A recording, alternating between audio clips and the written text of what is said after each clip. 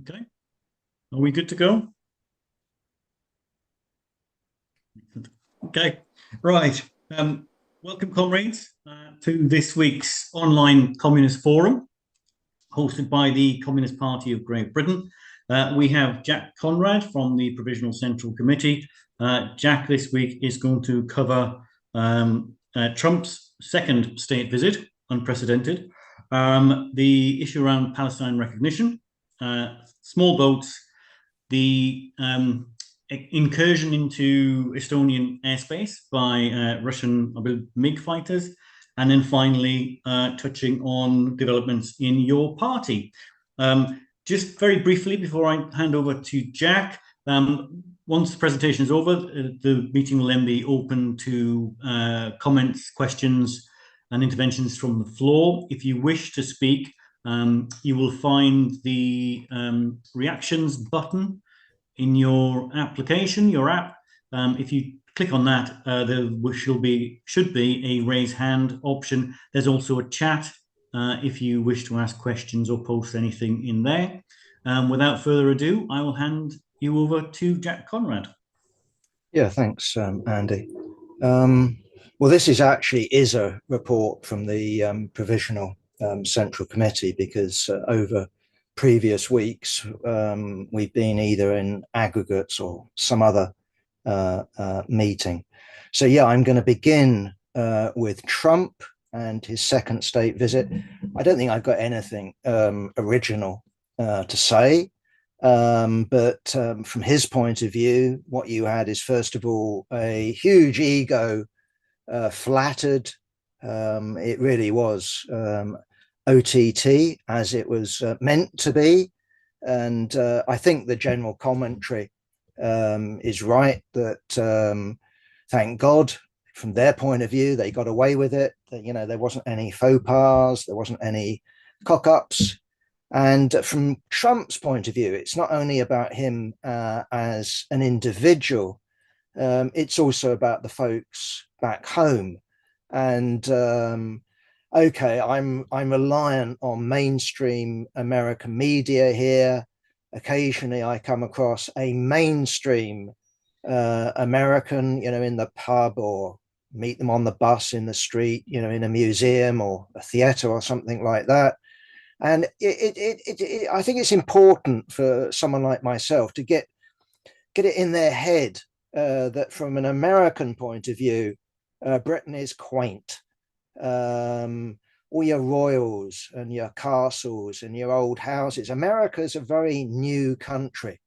And we're not just talking about it in terms of hundreds of years. The nature of American cities is to renew. So in that sense, from Trump's point of view, seeing all these pictures of a king and a queen and dukes and duchesses and old castles and gilded carriages and people dressed up, in bearskin, hats and all the rest of it. This is great TV. And all I would say in that respect is that perhaps that matters. I'm pretty open-ended, and I think that shows you how things have changed, of whether there could be a third term for Trump. Sod the Constitution, sod the laws. I wouldn't rule that out. Okay, he's getting on. Nonetheless, I don't think that's an impossibility. So in terms of his image, it's not just about himself, it's how he's perceived by the electorate, and not least the Republican electorate. From a British point of view, it's going to be great for tourism. I know the American dollar is not what it once was. Nonetheless, I'm sure that visitors to, Windsor Castle and Chequers and whatever will be part of the tick tour that Americans, I think, still go in for. What is noticeable, compared, of course, with the first tour, the first state visit, which I remember, reasonably distinctly, is, of course, that central London wasn't touched. I remember last time seeing the Beast go down Whitehall and into Downing Street.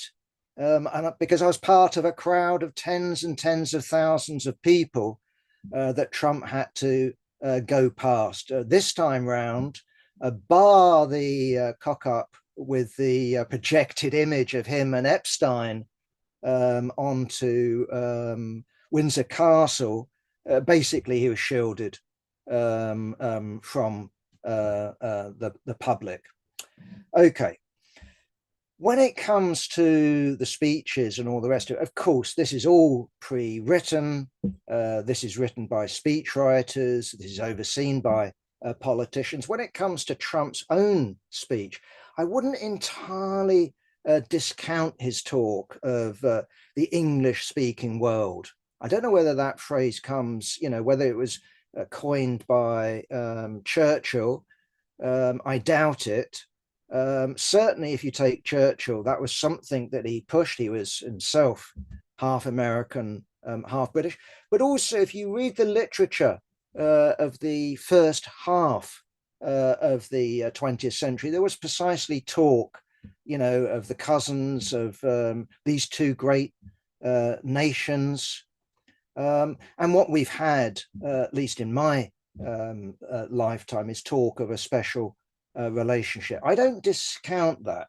After all, if we look at American alliances, the Five Eyes that unite the Anglosphere, the United States, Canada, Britain, New Zealand, Australia, that actually is real in terms of who spies on who and who shares what information.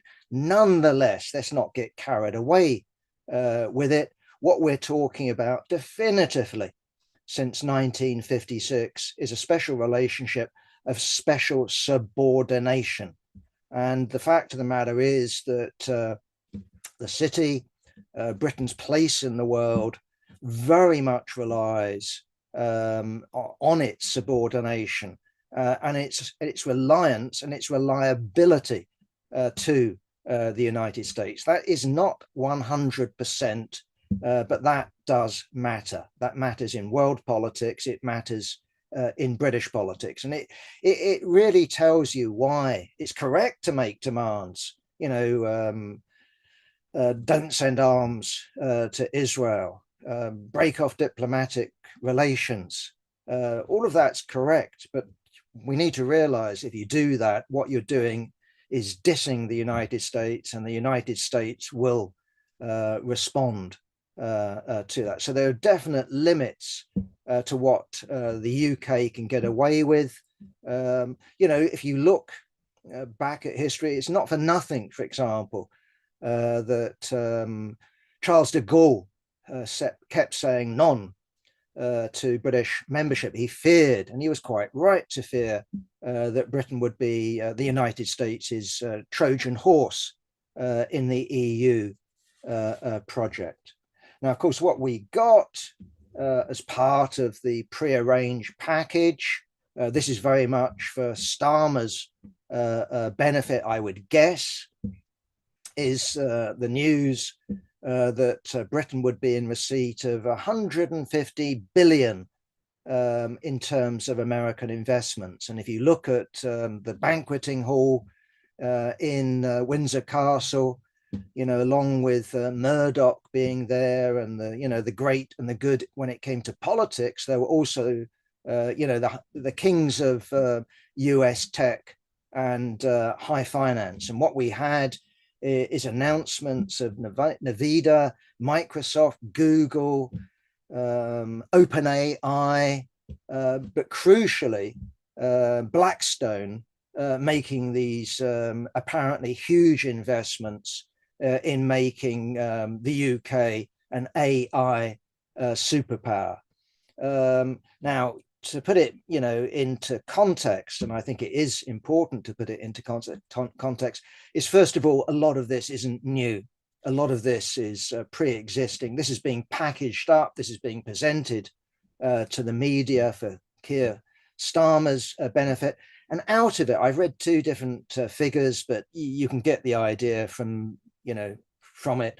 90 billion of that is from Blackstone, and that is over 10 years. So we're not talking actually, for me, for you, yeah, we're talking about enormous amounts. But when it comes to countries, when it comes to global trade, this isn't, a huge amount. It's substantial, but it's not huge. The rest of it is very much investment, yes, in AI. And apparently, I'm told that Britain has particular expertise in that field. Some of this is taking over existing British companies. Some of it's investing in existing British companies. Some of it is American investment. It's a mixed package. But again, to get real about it, in terms of the press release I read, which really I think gives an idea of actually its meaning, is that what we're talking about is directly 7,600 jobs.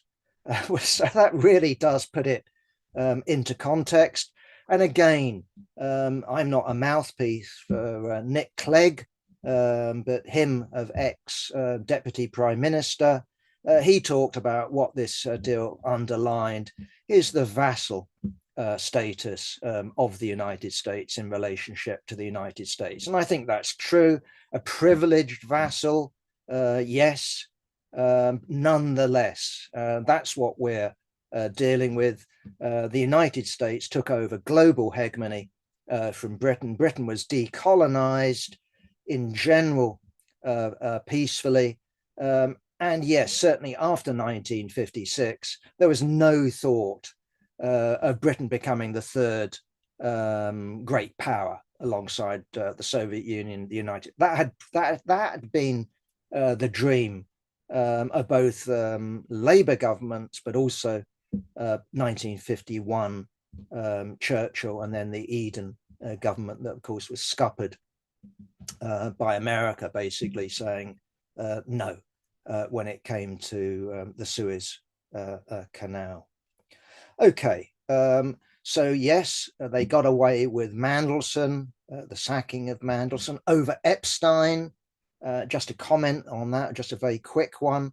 This, of course, was a scandal that the Republicans, that Trump played as maximum as they could, and now they're reaping the reward. They're in danger over a scandal that themselves were responsible for blaming. Publish it all, and of course Trump will be there. How deep, I don't know. Nonetheless, you can't say anything other than it's an embarrassment. And whether Trump signed a particular birthday card, he could have. That's the real point. I mean, I'm not going to get into. I know the court case is at least off as at the moment 15 billion against the Murdoch empire. No wonder Murdoch was way down the table at Windsor, away from Trump. Nonetheless, the fact of the matter is that they inhabited the same world. And quite frankly, what top politician in the United States didn't inhabit the same world as Epstein? And my understanding is not only did you have Bill Clinton flying on Epstein's private jet, you even had people like Nelson Mandela. So, who wasn't associated with Epstein? Did they know what was going on? I think it's pretty impossible not to have known something. He was surrounded by young girls. He had the reputation amongst his staff. Surely, people, when they go to parties, talked. It's the nature of human beings to gossip.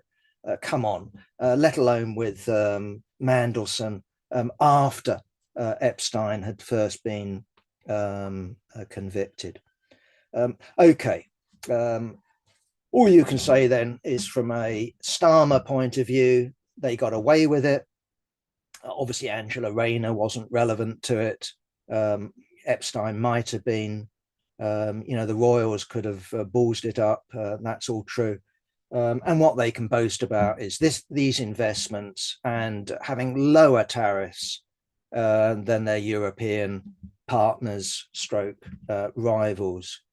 Now, of course, as I've indicated, this time was different because there was no central London. He flew in from Stansted. It was Chequers by helicopter. So Air Force One, Marine One, none of us lot featured. And it has to be said, look, I don't know what the truth is, but the Met Police, I didn't go down to the protest in central London. The Met Police say 5,000. If you want, you can put a double on that. I don't know. It was small. It was certainly small compared with last time. And again, just as a footnote to that, I thought the initiative that the comrades in the Socialist Party in England and Wales, in the form of socialist students, and that was to get college students and school students out on strike for the day, come out, demonstrate.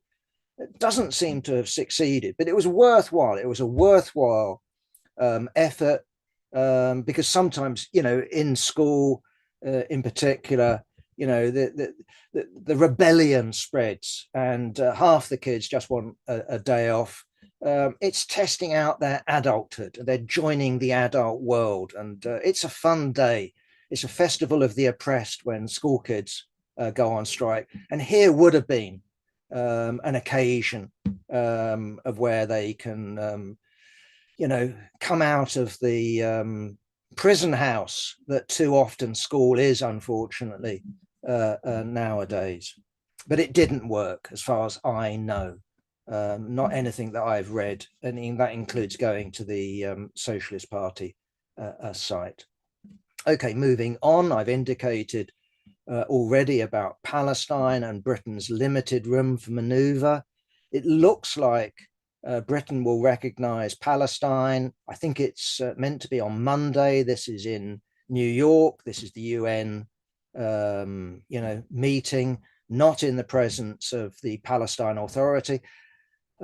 Britain is not rewarding Hamas, which, if I was on the BBC, I'd have to say, which is viewed by the British government as a terrorist organization. This is the line of the Tory party. This is the line of the Daily Telegraph, the mainstream right-wing press. No, it's not rewarding Hamas. What it's there for is a gesture. And it's a gesture, I think, that we should take on, our share of it. The fact that, almost every other week in London, there have been mass demonstrations, not of 5,000, 10,000, 50,000, but hundreds of thousands.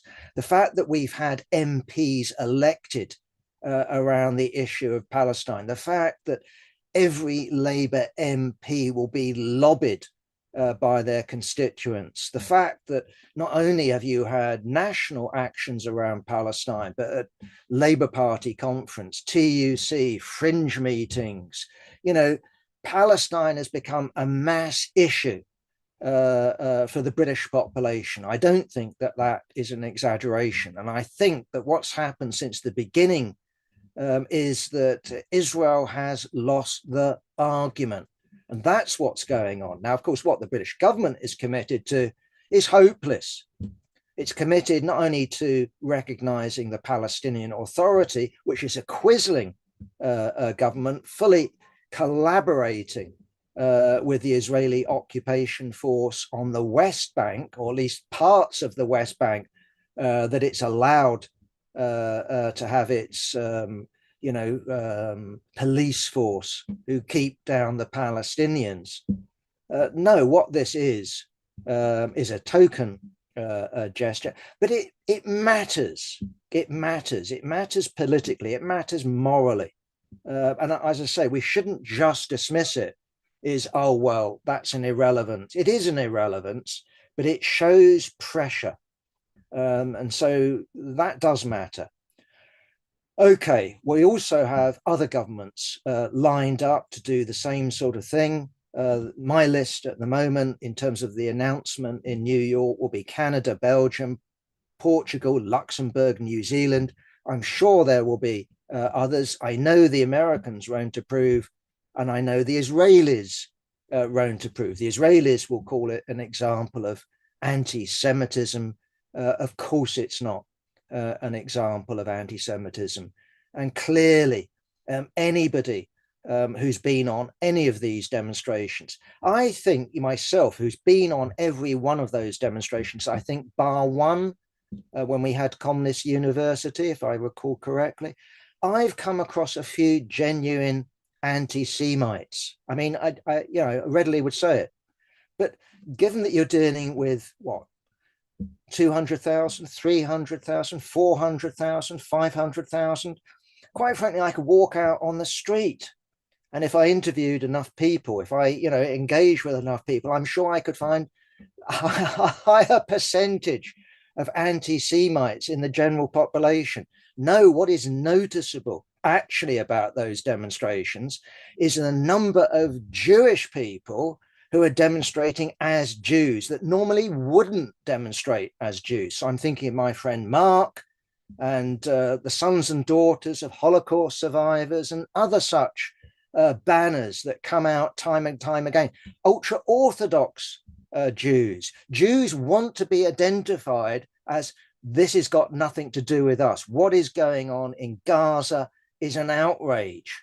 And given that this government in Israel claims, and Israel claims as a state project to speak on behalf of all Jews, you can see why the Jewish population is split into Zionists and anti-Zionists. And the worst thing that the Labour Party did under Jeremy Corbyn is to give grounds on that and to say that anti-Zionism can be equated, should be equated with anti-Semitism. It is not anti-Semitism. Zionism is a political project, and anybody who's a genuine socialist should oppose Zionism. Anyone who's a genuine Democrat, anyone who's a genuine anti-racist should oppose Zionism, because Zionism is a colonial project. It's a racist project. It's not about Israel being the state for all people living there. It's only about Jewish people. It's a country for Jewish people, not Palestinians. Okay, so the British government turns around and says, oh, well, if Israel recognizes a two-state solution and calls a ceasefire, then we won't recognize Palestine. One thing you can be sure of, Keir, is that Israel isn't about to recognize a two-state solution, and certainly is not about to call a ceasefire. It would call a ceasefire if America forced it to, but what it seems to be on track for is precisely what it was on track for since 1947, since the first war, 48, and all the rest of it. What it's on track for is ethnic cleansing and a greater Israel. And it's a question of when, I think, Israel goes for that. And it threatens itself that if this recognition goes ahead, then we'll annex parts of the West Bank, all of the West Bank, maybe Gaza. And what keeps it back is perhaps the reaction in Egypt. We're not talking about those above. Perhaps the reaction in Saudi Arabia. Perhaps that's intolerable. Maybe they fear for their own stability in their countries. Either way, that's what Israel is intent on doing. Okay, very quick comment on 3 people have been deported under the one in, one out policy. Meanwhile, I think it was yesterday, wasn't it? 1,000 come in, and it is addressed occasionally. But the big lacuna, the big story is missing here, which isn't 1,000 people came and 3 people were deported. The Tories always come in and say, oh, if only Labour Party hadn't abandoned Uganda. I mean, what a joke. The reality is that what the story should have been is push. Why do so many people want to leave their countries and come to Western Europe, come to Britain? And quite frankly, I haven't got the list of the three people, but if I made a guess that one of them, just making this one up, by the way, one of them was Eritrean, one of them was Syrian, and one of them was an Iranian. I don't know whether that's true or not, but it could be true. And that's the point, because all you need to do is look at where people are coming from and the fact that what we have is snapback sanctions on Iran. And we've had war in Ethiopia, Eritrea, Sudan, Libya, Syria. You list them off. That's why people come. And of course, what we're dealing with here isn't the most desperate. We're dealing with the most desperate who can afford to get over here, either with their families arranging some finance or something in the way of paying people to get here. So we're not dealing with those that are literally being crushed, but we are dealing with people who are just saying there's no life for me in my native country. That is something that ought to be the story. Instead, what we get is Ed Davey saying he's going to solve it. Is it within 6 weeks or 6 months? Labour Party saying they're going to solve it. Reform's going to solve it by sending everyone back. Well, you have to break international law. You have to pay the price when it comes to trade. Maybe that's something they would do. But remember, Britain isn't a United States. So you're going to bully France in the same way that the United States can bully Colombia or Venezuela or Mexico. I don't think so. It doesn't ring true to me. France must take these people. Well, yeah. So what are you going to do to enforce your will? The United States can enforce its will. And yet, of course, there's still push. Why? Because the United States is the country that exploits the world, and it exploits Latin America too, not least with its horrendously mistaken war on drugs, which in reality is a war on Latin America and also its own population, not least the Black population. Okay, just a quick comment again. Estonia, MiG-31s, these are very, very fast planes, and apparently they were over Estonian airspace for between 12 and 13 minutes. I don't know whether they were going supersonic. Either way, Estonia is a little tiny country. 13 minutes, in other words, I'm really trying to make the point. It's a long time. It's the sort of time it might take just to fly over Estonia in a commercial aircraft, let alone a jet fighter. NATO scrambled its F-35s.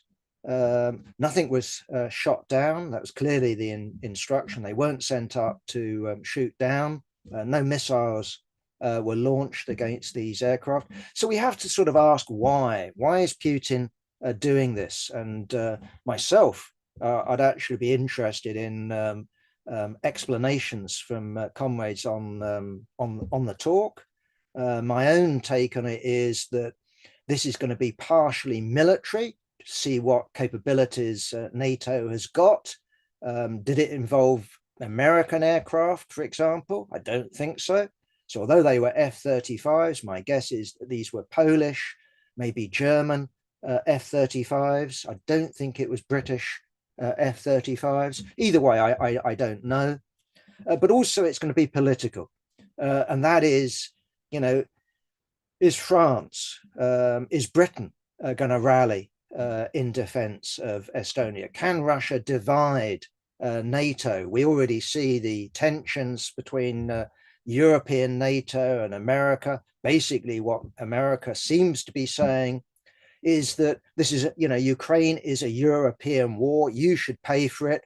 We'll sell you the arms, yeah, but you should pay for it. You should have your troops stationed in the soft underbelly of Russia, and you should take the diplomatic and military consequences. Now, I don't think that Putin is engaged in, the first shots of World War III with Europe, but wars do happen by accident. And just as a throwaway, I was reading not a book, but the review of a book. I can't remember its name. I can remember the name. If Russia Won.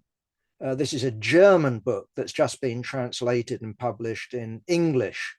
And as the name suggests, if Russia won, it wins the war in Ukraine, America stays off. The only country that's prepared to stand up against Russia in this book is Germany. But Germany is betrayed by France, who's under a right-wing government. Britain hasn't got the bottle. Germany's there, but it's left isolated. Heard that one before. Either way, what it reminds me of, not that I'm an expert, but it reminds me of the sort of literature that we had in Britain before World War I and before World War II, films as well before World War II. Riddle of the Sands, the German threat. So British literature, English literature replaces the French threat. Remember, France was the big enemy, maybe Russia, but not Germany. Germany was an ally. Look at our royal family. It was it was German, wasn't it? Look at Queen Victoria, Saxe-Coburg, and all the rest of it. But what you had was a literature that basically said Germany is the threat. Germany is a huge power, and we're going to get beaten. And so this is what the role of that literature plays. It's not prediction. It's part of stirring up. I don't know, consciously or unconsciously, Germany must arm. And it's worth noting that in terms of the main arms supplier now of Ukraine, Germany has overtaken the United States. Now, that's in part because the United States isn't delivering, but Germany is. But that should be borne in mind. And I think the United States actually is quite happy with that situation. After all, although Europe does have an arms industry, an awful lot of European armies, air forces, and all the rest of it are reliant on American companies. So, for example, I've endlessly said it. If you take Britain, it's responsible, its companies or British-based companies, because it includes the ejector seat company, which I know is American. Either way, 15% of an F-35, the top range US fighter, is made in jolly UK, not because of British know-how, but part of the divvying up of it. Nonetheless, the bulk of an F-35 is assembled, made, designed in the United States, and that applies right down the feeding chain. In other words, if Europe puts up its arms spending, from what, 2% to 2.5%, 3%, okay, we then get into creative accounting, to 5%. This will act as a Keynesian stimulus for the US economy, a depressor for Europe, sure. Just interesting, again, a footnote, I'll come to it. Hopefully I'll write a notes on the war in a couple of weeks' time, because we've got another article on Ukraine from a Dutch comrade in the meantime. But I note that in Socialist Resistance, the paper of the ACR, Anti-Capitalist Resistance, the Mandelites, they actually come out because the TUC has voted against, 3 cheers for the TUC, for higher defense spending. It's actually overturned that policy. And what the comrades, I shouldn't use that word, what the people in ACR say, what about Ukraine? It's not, quite right. It's not as simple as that. If you want to arm Ukraine, right, you cannot then turn around and say you're against arms spending. You cannot turn around and say not one man, not one penny to the bourgeois army. We can, you can't. And you can't say that it's a choice between guns and butter, but it is. And what you're choosing, well, again, I shouldn't use the C word, the comrade word. What they are choosing is guns, and they ought to admit that. And what you've got is an article, precisely someone honest enough to precisely go into at least that territory, something I welcome in order to combat them in terms of polemics, to show them up for actually what they are. They're enemies of the working class. They choose their own side. And in the name of choosing Ukraine, I understand it from an ordinary Ukrainian point of view, but we're not dealing with Russia conducting an imperialist war and Ukraine conducting a war of national liberation. You've got to put it in international context in the same way that you would Serbia or Belgium, plucky Belgium and brave little Serbia, in World War I and pre-World War I circumstances. Okay, a couple of other points about all of this.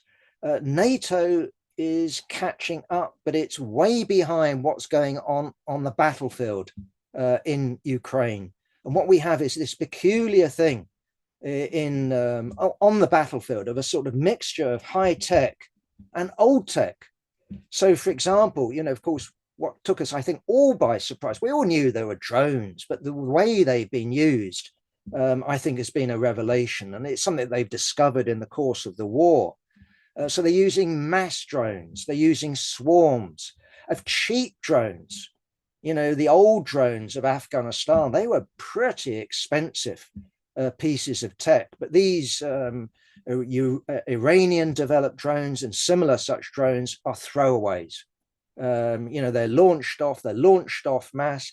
In and of themselves, they're not particularly destructive, but they're ubiquitous in the Ukraine war, both in terms of the war on cities, power stations, but also on the front line. And Ukrainian troops are reduced, or maybe that's not the right word, but are using shotguns, obviously against reconnaissance drones. So we see trenches that remind me of World War I, but shotguns to shoot these spy drones down.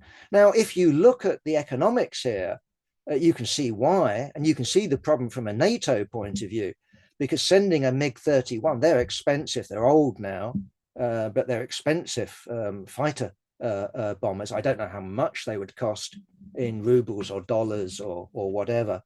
Either way, as a throwaway, just to illustrate the point, nothing more. If you take a drone, they would cost maybe $10,000, maybe $20,000. I don't know, but that's a throwaway figure. We're not talking about the little spy drones. We're talking about armed ones, right? On the other hand, to shoot them down with a missile, not a shotgun, maybe $500,000. You can see the economics. Now, there are developments, as I understand it, with lasers and other such technology. Clearly, that is what NATO needs if it's going to clash with Russia, which my understanding is producing enough drones to have 20,000 drones available for delivery, which would swamp Patriot system. And that's what it's all about. Either way, this is the quote from Donald. I don't love it. I don't love it. Could be big trouble. I don't think that means American direct involvement, but who knows about sanctions? Who knows about Germany delivering, for example, she hasn't, as my understanding, the equivalent of Storm Shadow, it's Taurus missile, and not just delivering a few for a token effect, but delivering them on scale. Could they deliver them on scale in the short term? I don't know. Could they deliver them in bulk in the medium term? Yes, of course they could.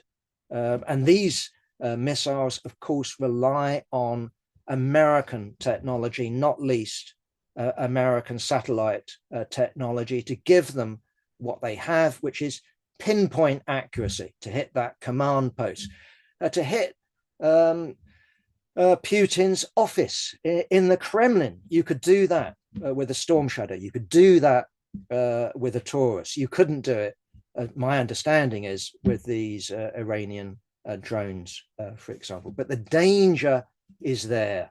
The danger of escalation, the danger of a wider war is most certainly there. Now, what I'm going to do with Andy's tolerance is to take up the next 20 minutes, because I don't want to talk over the hour. I try to keep things limited to the hour, because sitting through someone talking for an hour is enough, I think. And I'm going to talk about your party. I think I'm up to date. My understanding is that peace has broken out. I don't know how true that is, but that's the news that I understand it to be. My own experience, I suspect, is similar to other comrades on this call. I got my message. I hadn't given my name to Sultana, by the way. I didn't, sign up instantly to her first premature call, but I got this email through saying, "Jack, sign up." And I filled in the bloody forms. I sent off my reduced rate because I'm an old git. So I sent off my 25 quid. I ticked in my sex and my location and my age to ensure that I would not be one of the 6,000, is it, people who are going to be chosen by, well, random, except we want it to be equal men and women. We want it to be at this age. We want it to be not from London. I don't know what they're choosing. Either way, the chances of any weekly worker reader being chosen, I think, are pretty slim. Let alone someone who can get up. And will there be in this conference that apparently is going to happen in November any chance for any meaningful amendments? No, forget it, forget it. It's going to be a rally. Whatever they say, it's going to be a rally, and it will be for the star turns. I suspect that there might be some sort of Zoomocracy involved in it. I don't know. Either way, this will be, constitution. This will be resolution by acclamation. Okay, so what's been going on? We've clearly had a turf war. The king has fallen out with the queen. The joint leadership is clearly not that joint. Now, is it Corbyn? Is it Sultana? I don't know. We'll come to that, but I just thought I would do an exercise. I sort of knew the answer before I started. I just thought I would look at Zara's, background, and like so many Labour MPs nowadays, what you get is the classic career structure. It is a career. I don't know when she thought to herself, "I want to become an MP." Was it, when she went first to university? Was it first when she was elected onto the NUS executive? I don't know. Either way, it's a very quick, rapid rise from the NUS executive. There you are, straight in, to being in somebody's staff, and then you're elected an MP. And quite frankly, what we're dealing with, from my angle at least, is NUS type politics. Maybe she's gone beyond it, but I don't detect that. So we get the sexist boys club. Well, given that we're dealing with Carrie Murphy as one of the other protagonists, I don't think that really works. To me, it's a cheap NUS type shot. She's been campaigning, for equal representation of male and female, which is quite hard amongst the independent group of MPs. So that's a good shot. We've also had her clearly, deliberately, and in many ways that's to be welcomed, but nonetheless, she's been deliberately putting herself on the left of Corbyn. So I welcome, for example, the statement that I'm anti-Zionist. I welcome that. Why on earth Jeremy is digging his heels in over this question? I can understand it I think it was wrong first time round, but I understand it. Now, why? Why on earth is he digging in? He shouldn't. He should just say, yeah, that was when I was leader. That's when I was trying to get a Labour government. That's when I was trying to keep the Labour Party together. I was wrong. Why not just say that? She's also gone. I'm not saying it's a great advance. I don't know whether this is a new position for a one-state solution. Well, look at what's going on. I'm sorry, in Palestine. I touched upon it. It's clearly not credible. Two-state, one-state, no. It has to be the sort of perspective that Moshe Machover, I don't know whether you were original in that, Moshe, but, mapped out in the early 60s, of a regional solution. I'm not going to deal with Tony Greenstein and the Israeli working class. All I would say on that is at least we should arm ourselves with a perspective that doesn't ensure the Israeli working class is lined up with Zionists. We need a strategy that at least has the potential of, working them loose from Zionism. Either way, what we also have from Sultana is her joining the trans-war question. Again, my own take on this is that I'm not going to get myself into a position of answering a question that says, is a trans woman a woman? Is it yes or no? Because sometimes it might be, or the answer might be. I don't know. It's not a straightforward question in my view. There's subtlety involved, and a lot of the left doesn't go in for such subtle questions. Either way, it's worth noting her turning up along with Andrew Feinstein, and I think that's a factional thing, alongside a certain Nilsson, what's he call himself? The anti-fascist officer of Stand Up to Racism, Lewis Nilsson. He also happens to be the national secretary of the SWP, but he wears a Stand Up to Racism hat. Anyway, she turns up to that. She makes the right noises for the SWP. My guess is that she's recruiting the SWP to her cause. We also read, by the way, on a lot of the left, and this is encouraging, similar views. I'm not saying it comes from the Weekly Worker. Maybe it's just that we're thinking along the same lines. I don't know. If we're inspiring comrades, that's great. It's not something we're claiming copyright over, but a lot of demands from the left: elect delegates from branches, open up the branches, give the lists. That's definitely our way forward. Not rely on the king, not rely on the queen, not rely on them having a rapprochement. That isn't the way to go forward. However messy it would be to have a delegate conference, infinitely preferable to having a chosen by lot rally, something really run from above by people who've fallen out so easily over what, as far as I can tell, nothing in any genuine sense of substance. Okay, so again, when we're talking about farce, I think it's been confirmed, and it just tells me something. We've had it, I think, confirmed, and if I'm wrong, I apologize. One of the proposals of the name question. Remember, what we've had isn't a vote so far. We've had a consultation, which is meaningless. So they're trying to get us to line up behind, what is it? People's Party, Left Party, your party. I don't know. What's the point? But one proposal coming from up above is to call it the Robin Hood Party. I don't know if anyone's old enough to remember Lionel Bart. Most people will know Lionel Bart because of his musical Oliver, from the Charles Dickens novel turned into a play, musical, and then film. He followed that and put all his money into something called Twang, which was based on Robin Hood, and he lost all his millions. Either way, I don't think James Schneider because that's who I'm talking about, was influenced by twang. I can't imagine it.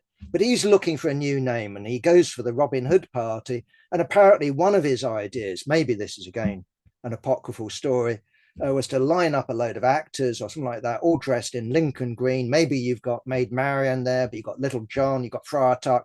And then out of them comes Robin Hood. And who is it? It's Jeremy Corbyn. And he's going to fight the Sheriff of Nottingham. And look, you know what happens with Robin Hood? He actually is pro Richard, King Richard and all that. So okay, we all know the myth and all the rest of it. But come on, comrades. The fact that these people, were paid advisors of Corbyn, I don't know what they're paid for. They all imagine that they can control the mass media. That if only you listen to me. It didn't work with Corbyn 1. It's not going to work with Corbyn 2. All of these people imagine that you can win the Sun over, the Mirror over, the Guardian over. Through that, you influence the BBC. Look what happened last time. Jeremy Corbyn was crucified. He threw his friends under the bus, his friends, his comrades, his allies, right? And that was under advice of how to manipulate the media. It's not going to work. This is useless advice, right? What you need is something built in this occasion from delegates from below. Now that includes the factions of the left, who might not get on with each other, who might get on with each other, but you know who you're electing, you know who you can replace, you know what the results are, you can control it from below. But when it comes to random choice, it's far harder, to the point, I would argue, it's far harder to the point of impossible. The project would go belly up way before you could start exercising that control. Either way, I've been reading in the Morning Star, Andrew Murray, wringing his hands over this question. The Morning Star editor, lots of comment on the left, make it up. They seem to have, but also surprising comments like Sultana. No, not Sultana. They should call off the Information Commission office against Sultana, because she sent out or she was responsible, or her group was responsible for sending this email to me. By the way, they haven't billed my bank account for the 25 quid. So I don't know. I got an email back saying it's safe. It's safe with Andrew and Jamie, and I can't remember who else. Either way, you can't do that. That's my understanding. This is like reporting someone to the police and saying, I don't want to report them anymore. I saw a murder. Oh, I didn't see it. Or, there's the body. This is already gone. And the danger is, I don't know, maybe someone who knows more about the law than I do. The danger is that what it opens up Sultana for is big, big fine. Nothing to do with Jeremy Corbyn, nothing to do with Katie, Katie or anyone or anybody on the Corbyn side. This has handed it over to a government bureaucracy, and the government bureaucracy will act. Who knows? Will it have people listening to Keir Starmer? Won't have anyone listening to it from Zach Polanski, who is undoubtedly going to benefit from this falling out. Okay, they got together now. For how long? But Keir Starmer would benefit, and maybe Keir Starmer might have had a word with MI6. I don't know. I don't know how these things work. Either way, it's not just unfortunate. It's a tragedy, isn't it? So what looked like being, pretty damned awful, really has inflicted huge damage on this project before it's even up, let alone attempting to run. Okay, and last point that I was really going to comment on, and this is just me making a stab at things. I don't know Jeremy Corbyn. I've only met him a couple of times. I've met him a couple of times socially. I know people who know him, not well, I can't claim that. But in terms of what I know about him, I looked him up. I haven't read the book. So this is this is Wikipedia, so it's common knowledge. You know, he came from a relatively modestly privileged background, went to some public school, you know, went off traveling, got pretty poor A-level results. I have to sympathize with him on that. I'm dyslexic, as comrades will well know. I even did better than Jeremy when it came to A-levels. But the point would be that what we had with Jeremy is he became a trade union organizer, he became a councillor, and then he becomes an MP. And what he's done, you know, not just as an MP, but as the leader of the opposition, you have quite a lot of money to buy up advisors, to surround yourself with advisors, these bright young things that come from Oxford, Cambridge, from the NUS, and all the rest of it, who know about manipulating the press, and they know all about politics, and they advise him. He also has people recruited from the trade union movement. So, you know, people like Andrew Murray, a straight leftist, who I know from years and years back in the Young Communist League, you know, relatively talented people, but from the trade union bureaucracy, who think like trade union bureaucrats, who indeed, with Andrew Murray and the straight leftists, almost think that they were living in Eastern Europe and could do salami tactics on the Labour right. Well, if you had the Red Army there, Andrew, maybe, but it was never going to happen. Either way, I think what we've got, at least, you know, what I feel is that what you've got with Corbyn is a nice guy. He's sincere. But what he is, he's not decisive. He is not someone, you know, who's the equivalent of Napoleon I, you know, who will give them great shock, will act with a decisiveness, will act as a revolutionary. No, what you've got is a ditherer, and someone who's been influenced, you know, by his advisors, and will be swayed this way and then will be swayed that way. And I think that explains why your party has been such a slow start, and why people like Sultana, who've obviously got their own ambitions, and why people around her basically say, we got to force Jeremy's hand because he just isn't acting. And when Jeremy doesn't act and they do, you've got advisors saying, she's trying to overthrow you. She's, the Queen is trying to make you just into, you know, the, I should put it, the token king. You're still young. And they rely on him, remember. So you get a sort of feudal court arrangement of where, you know, it used to be the Prince of Wales. I don't know when they invented a Prince of Wales, way back, isn't it? Edward or someone or other. Either way, you get the coming, how should I put it, regime gathering around the Prince of Wales. This is going to be, we're going to get power when we come, when the old king dies. But in the meantime, you can shove the old king aside. Either way, what this is elitist politics. This is the exact diametrical opposite of democratic politics. Remember, you know, in the 18th, 17th century, one of the accusations against democracy was anarchy and faction. Well, we actually support faction. We stand for the right to form factions. We're in favor of the rank and file in your party organizing around alternative platforms. Of course, we're in favor of us becoming a majority. But what I would say is the chance, although we have to fight for it, the chance of your party becoming what we need in this period of history, a communist party, not the old Communist Party of 1920, 1930, 1950, or anything like that, not the Russian Communist Party of 1921, but a genuine Communist Party that can organize the advanced part of the working class into a party that can win a majority, that can coordinate across Europe, that can coordinate internationally, that can overthrow capitalism. That's a sort of, I don't think there is a chance that it can come from your party, but it's a tiny chance. What your party enables us to do, though, is raise the arguments. for such a party and such a program. And that's what we've been doing. We have no illusion that Jeremy is going to do it, or Sultana is going to do it, or Andrew Feinstein is going to do it, or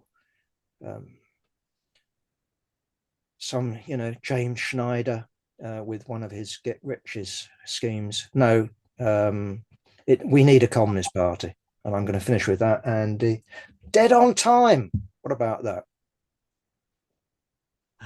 Impressive. Well done. Thank you very much, Jack.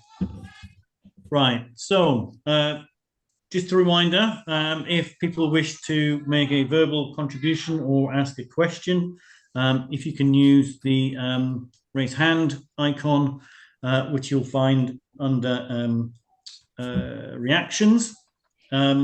Before I bring John Ryan in as our first speaker, I've just got something of a question to Jack, actually. Obviously, there is disquiet within the Parliamentary Labour Party, and what's his name? Burnham, Andy Burnham, is cropping up in the press. So that there's a bit of a swirl around Andy Burnham and the possibility about him challenging Keir Starmer. And I was just wondering whether Jack thought some of the dithering we see at the top of your party is linked to Corbyn thinking that perhaps there may be a route back into the Labour Party for him. Frankly, I think he's deluded if he does think that. Quite clearly, for Burnham, readmitting him back into the party would be pointless, and actually would from the way I see it, would give Corbyn a ready-made support or base within the party, the people who've come into have signed up to your party, and also it would just reopen up the whole issue around the anti-Semitism accusations.